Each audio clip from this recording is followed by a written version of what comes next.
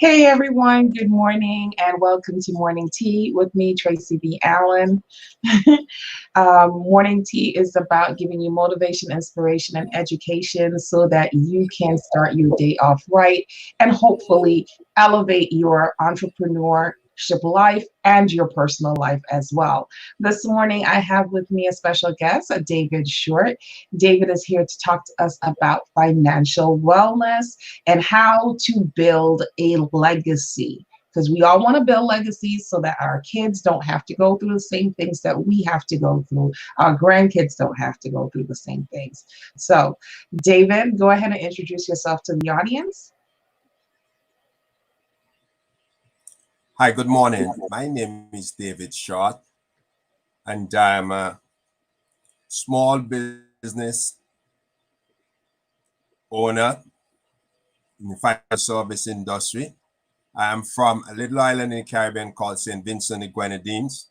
Migrated to the United States years ago. Before I came to America, I worked as a teacher, a policeman, and also an insurance agent and agency manager. When I moved here, as a matter of fact, in 19 let me just backtrack there. And I spent 3 months, but I went back and I told my mom, I am not coming back. And the reason wasn't anything bad as far as America is concerned. It was just the life of my mother and my brother living. In that they were running from one job to the other. And I spent in 3 months, I did not see my brother sit down and have dinner with his beautiful wife. So at the end, I asked him, how can you live like that? That scared me. He said, American way. So when I came back home, I was like, nope, that's it.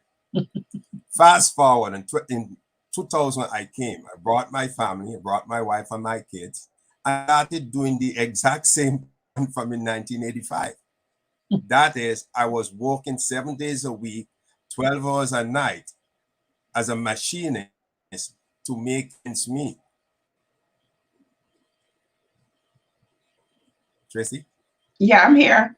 Go ahead. Okay, and so I was working all that time to make and decide this is what I was running from. So eventually I can do that, I can call my own. And that is how I got into the financial service industry. Okay. Yeah, so we all know that a lot of Americans have more than one job. Most Americans hold down two full-time jobs or a full-time and a part-time job in order to make ends meet. And it does come to the point where, like you said, you are not able to spend any quality time with yourself or your family members. So entrepreneurship, if you're good at it, is a way for you to get out of that situation. So let's talk about how you decided, to get into the financial services versus something else. What made you gravitate towards that?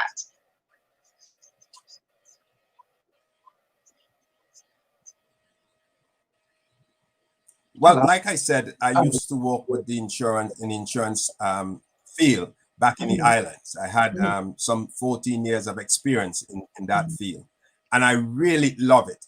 I honestly believe it's one of the industry where you truly make a difference in people's lives when you sit down with families and you help them to ensure the most important asset, which is their earning ability. And then that person dies, and you show up to the family with a check that could sustain them and help build a legacy for them. So that was, I had that background. So when I start looking, I was actually looking for, for that field, not necessarily the insurance field, but not necessarily financial services, but in insurance. And I just happened to land in the in the financial service industry. Okay. So I've had a few guests on here talking about, the financial service industry and wealth building, because I'm very focused on that, because I think that is the way out from the situations that a lot of us find ourselves in. in the minority community, whether you're Black or you're Hispanic or whatever, gaining financial security is a way out of feeling like you are being suffocated. So what are some ways that you can tell people to make steps forward when it comes to getting financially well?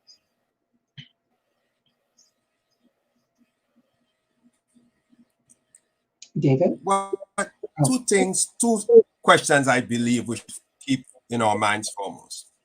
One is, what happened if I died too soon? Mm-hmm. And don't have money so that my family can continue to live. Mm-hmm. And the second question, I think, is what happens if I live too long and then I run out of money? So I think these two main things is ask those questions. Then we can start putting together a plan to make sure that we things. And I think if we in between would sort of fall into place, right? Mm-hmm. So, however, before I continue on that, I think one of the things that we got to look at is the whole question of debt. Mm-hmm. Meaning, when we have too much debt, mm-hmm. it is difficult for us to save. It is difficult for us to invest. So I think at the very beginning, we have to control our debt. We have to make a decision that we are going to be debt-free, mm-hmm. right? We are going to get rid of card debt and the high interest rate that is being charged us by credit cards.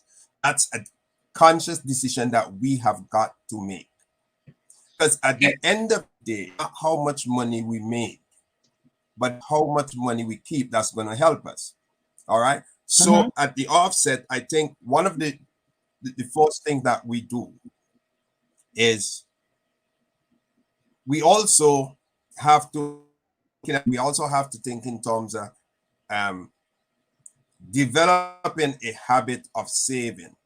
I think that's something that every parent should teach a child, how to develop a habit of saving. Mm-hmm. What does that mean?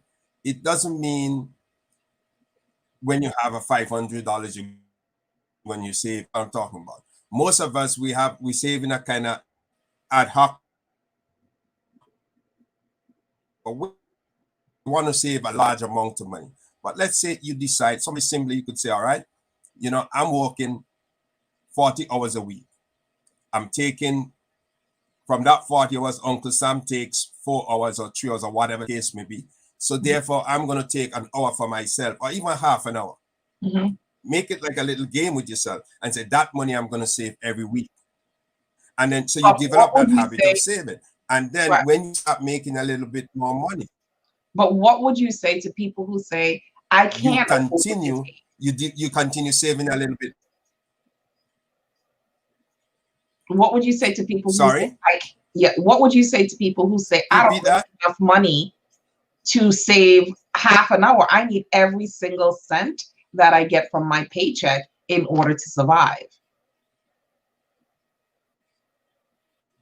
Very, very good question. Mm-hmm. First of all, I believe that if you sit down and you look at your lifestyle and you look at where you spend your money, you mm-hmm. can, because a lot of times people don't have to make more money to save. You have to look at your lifestyle. So do I drink a cup of coffee at McDonald's every day? Do I smoke cigarette every day? Mm-hmm. What can I cut out? Do I eat out lunch? When I go to work, do I go out for lunch every day? Can I carry my lunch sometimes? Can I take a sandwich with me, from home and then eat when I get back home? And, there are ways and means. Do I buy clothes every single week? Or mm-hmm. Look at your lifestyle and see where you can think. How many television channels do I have? How many can I watch? Mm-hmm. Can I call Comcast and cut back on my bill? These are ways and means in which you can go around and find money in your income to save. That is, if you make that decision. The key is upfront. Make the decision that I want to get ahead in life. I want to be better than where I am. It's not going to come easy, and I'm not telling you it's going to be easy, and it's not going to come overnight. Got you. I like that tip because I've told a story of when I was teaching and I needed to save money for something. I'm like, gosh, I gotta either up my side hustle or take on some more after school tutoring sessions or something. And something told me my account, just something didn't seem right with my account. So I pulled my the the form that off the oh my gosh, I can't speak this one, off the website. And I sat down with it and I went through line by line every single deposit I made and every single thing that came off that I either swiped my card for, wrote a check for, or took money out of the ATM machine for. And what I found out by going through that bank statement, that's what I was trying to say, the bank statement, right?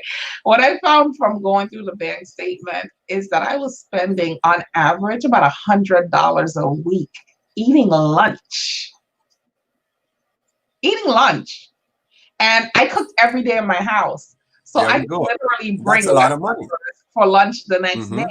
But laziness or just lack of preparation, I was spending about $13 a day or more. And sometimes I was eating breakfast too. So I would leave, not leave home enough time to eat breakfast before I left home, or didn't bring my breakfast with me. So I'd come to school, do my first class, go across the street to the bakery, buy something, and then lunchtime, I was buying food again. So it was about $100 a week. And when I was able to cut that out, I was able to save a little over $400 a month. There we go. See? Okay.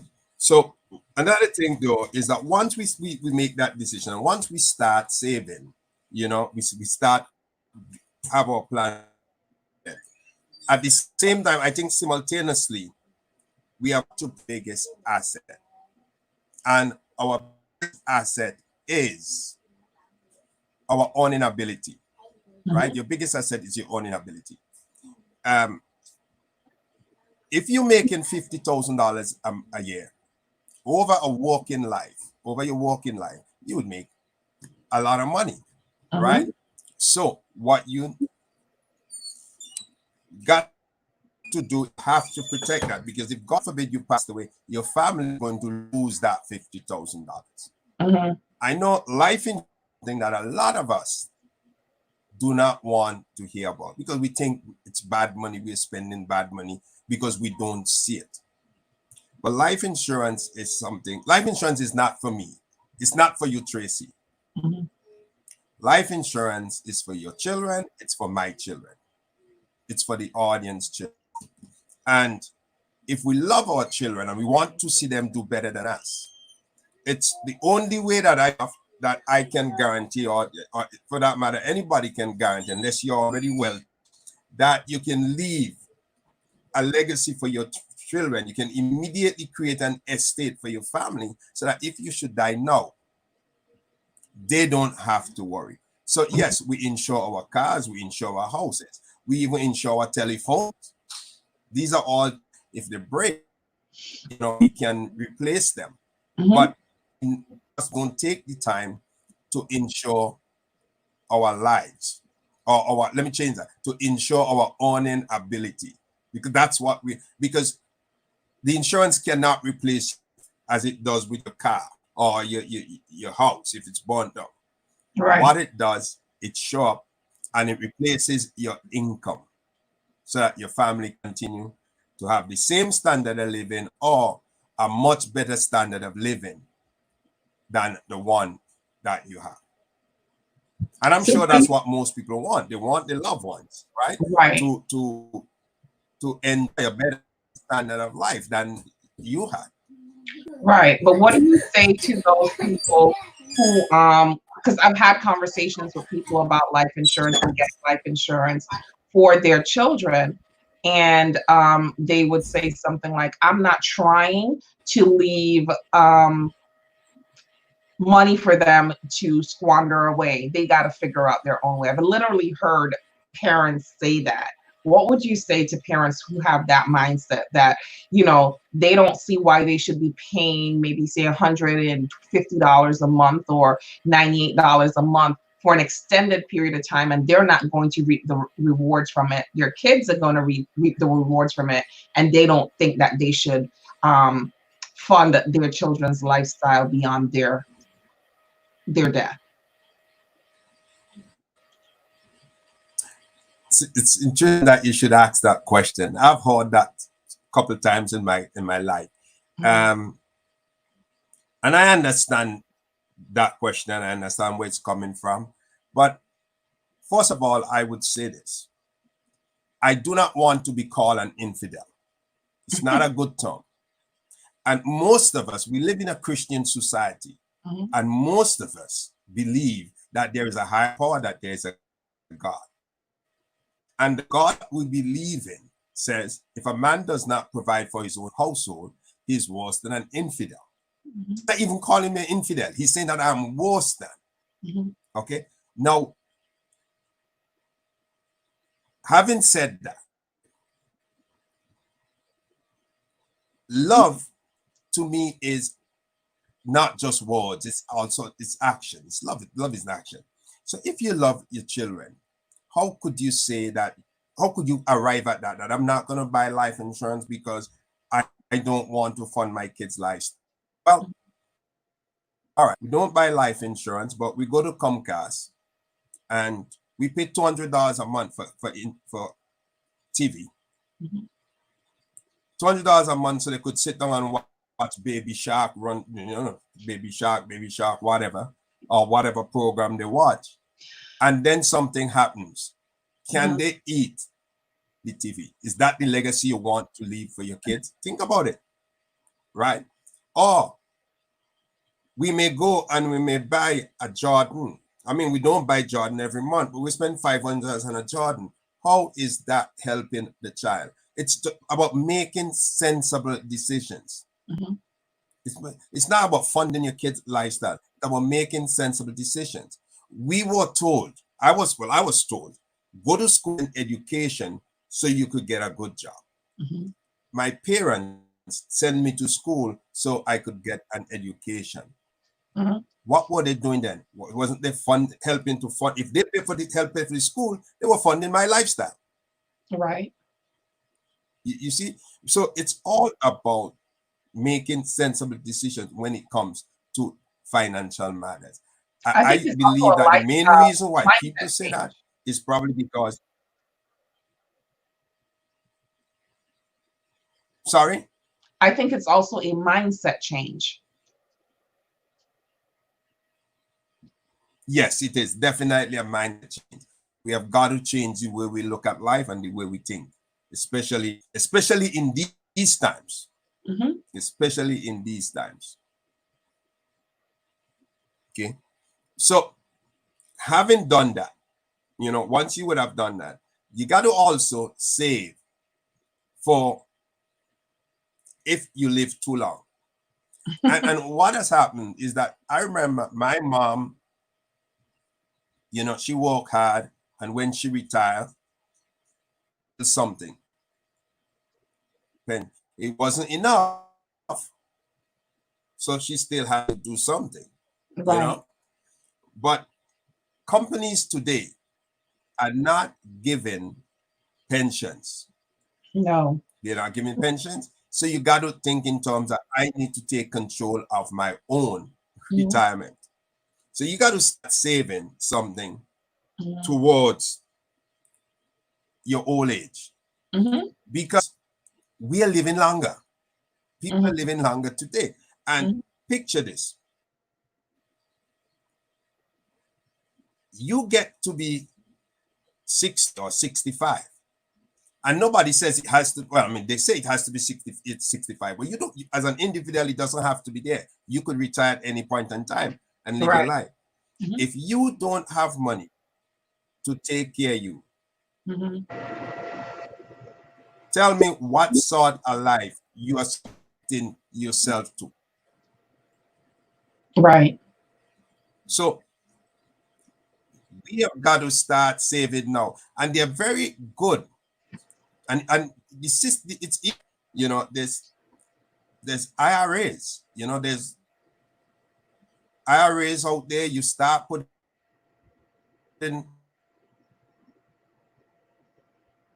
$25 a month to $50 a month on whatever you can afford to, you can start putting that away. And eventually, if you get more, you again, it's all in the mindset. It's all in the mindset. Protect my income now, and I also protect me in the when I get old. Right. I have to protect. So start saving right now.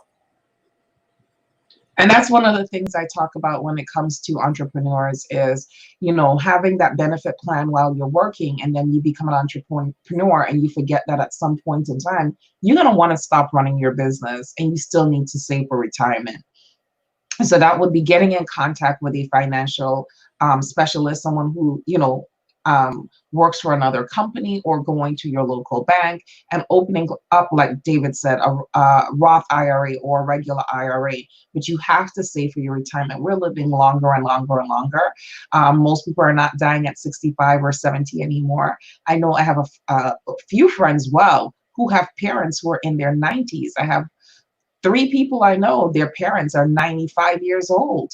So the good thing was that her mom's husband, who passed away at 90, actually prepared for a longer life, because he knew that his family members lived long, right? So he made sure he had enough savings put aside. He made enough investments so that if he lived beyond what the expected age was, he would not become a burden onto his children, and neither would his wife. So the wife is 95, yeah, making 96. She's in a home, and she's basically paying for the home herself. She's not a burden on her children, because she and her husband set up their finances such as, in case they lived beyond their normal age, or the normal age of an average American, they would not become a burden onto their children. And their children are in their 70s. So, you know,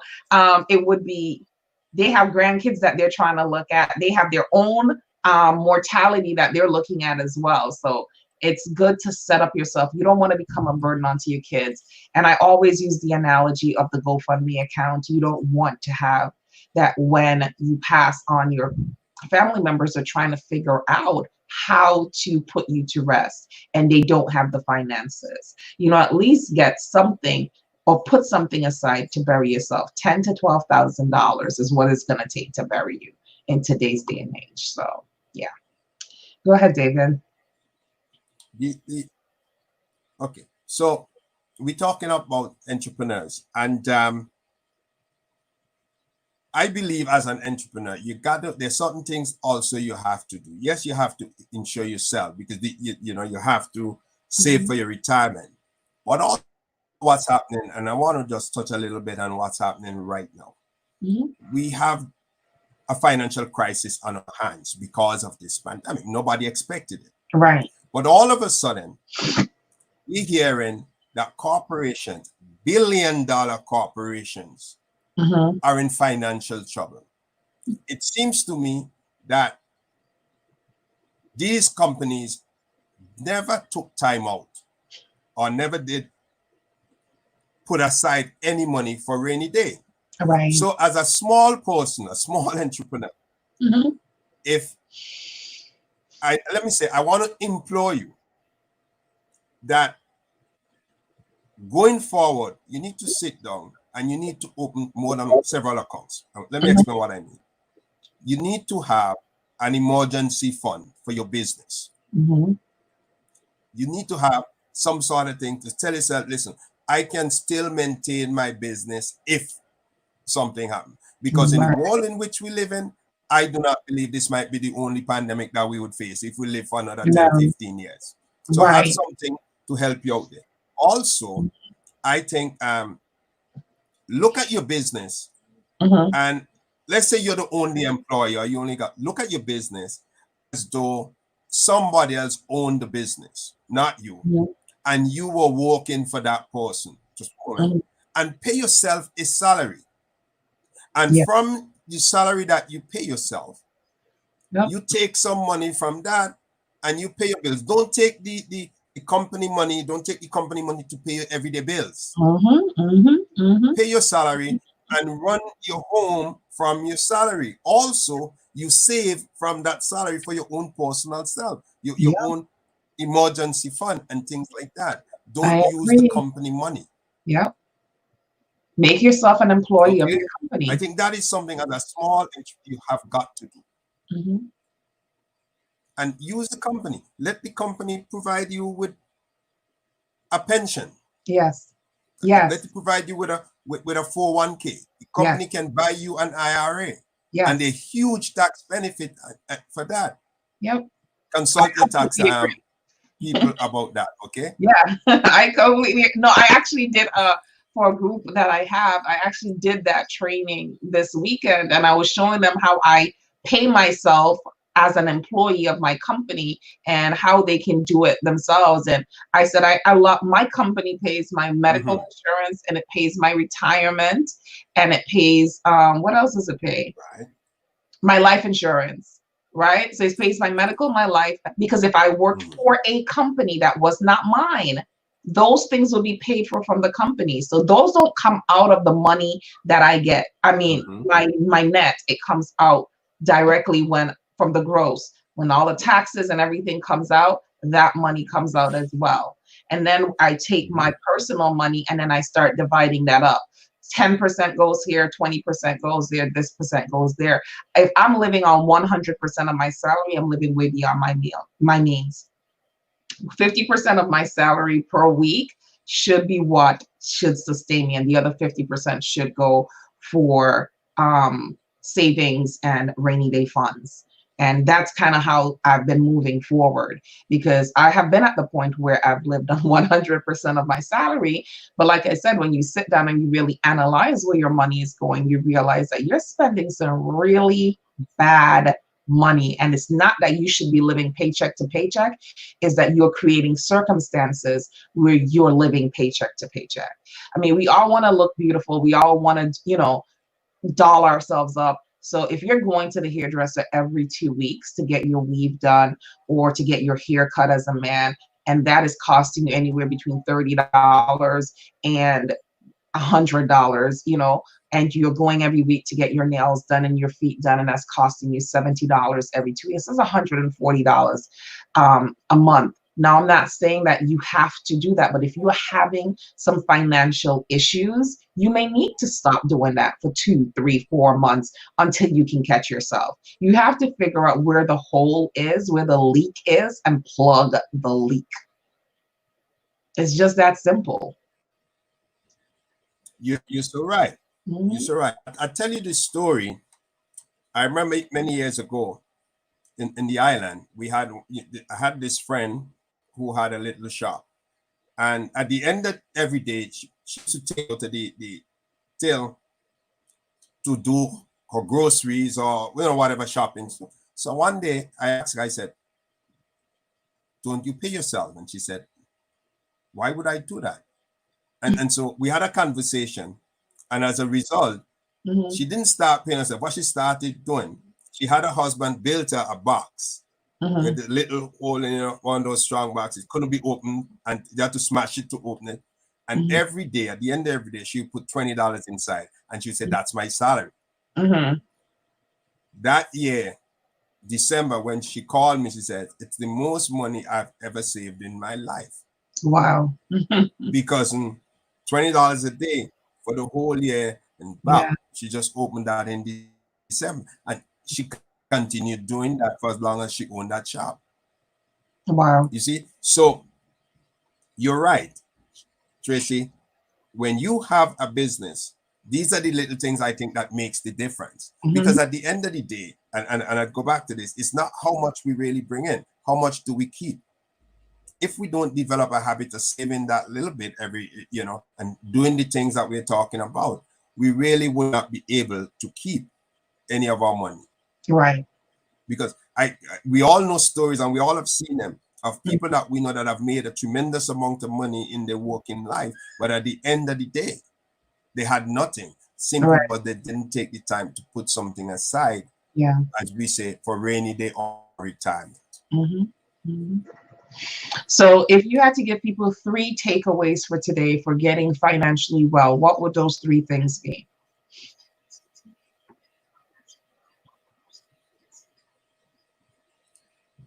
The 3 takeaways would be, the first thing would be, make a commitment to change. You got to make a commitment to change. You sit down, you decide, what is it I want financially. And once you make that commitment, okay, you make that commitment to change, then you also have to make a commitment to become debt free and put a plan in place to become debt free. Right. Okay. It may simply be paying off your credit card bills all year. But sit down with somebody who can help you, who can guide you, and give you a written plan to become debt free. Right. Don't just say, don't just go about it ad hoc like we have done everything in the past. Once you make that decision, you put a plan in writing and you stick to it. I'm not telling you it's going to be easy, but it's going to be worth it. Right. Right. And then the other thing is to make sure that we take care of the most important thing in our life. And the most important thing in our life, in your life, is you. The most important person in your life is you. And if you do not take care of you, you cannot take care of anybody else. It's a scriptural principle. Love your neighbor. You don't love you, Tracy, there's no way you could love me. Right. Right? And one of the things you do in loving yourself, all right, so get life insurance. Protect your earning ability. That's your biggest asset. Protect your earning ability. Okay. Right. And having done that, start putting aside some money towards your retirement. And they go protect your earning ability and start putting aside some money towards your retirement. Great. Thank you, David. If you want to get in contact with David Shortte, you can do so by going to D Shortte, that's DSHORTTE @gmail.com. Again, that's D Shortte, SHORTTE @gmail.com. And he can help you create a plan for financial wellness. David, thank you so much for joining me today on Morning Tea. And everyone, I will see you again tomorrow for another episode of Morning Tea. Have a wonderful rest of your day.